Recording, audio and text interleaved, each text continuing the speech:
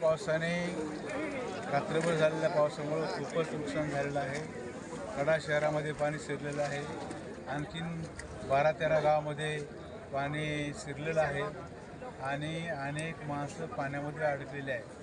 तर थोड्या वेळापूर्वी मी जिल्हाधिकारी बीडशी बोललो, त्यांना रिक्वेस्ट केलेली की एअरलिफ्टिंगची व्यवस्था करा। त्यांनी मला सांगितलं आमचे प्रयत्न चालू आहे, लवकरच हेलिकॉप्टर येईल आणि ह्या अडकलेल्या लोकांना आम्ही बाहेर काढतो।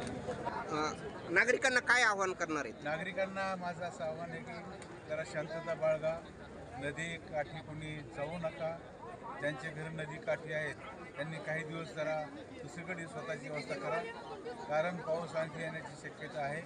हवामान खात्याचा अंदाज असा आहे की आणखी 2 दिवस मुसळधार पाऊस होण्याची शक्यता आहे। त्यामुळं सर्व नदीकाठच्या लोकांनी सावधगिरी बाळगावी आणि स्वतःच्या जर घरं असतील तर घरापासून दूर जाऊन थांबावं। जनावरं असतील, शेळ्या असतील, गायी असतील, म्हशी असतील, यांचंसुद्धा घराच्या गोठ्यापासून त्यांना दूर नेऊन बांधावं आणि स्वतःचं संरक्षण करावं। प्रचंड नुकसान झालेलं आहे।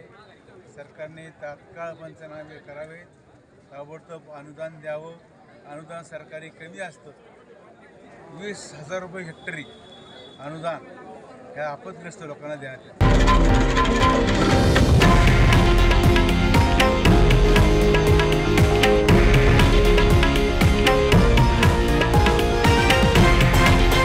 हे आहे देशातील नंबर 1 न्यूज नेटवर्क आणि आपण पाहत आहात TV9 मराठी, एकमेव।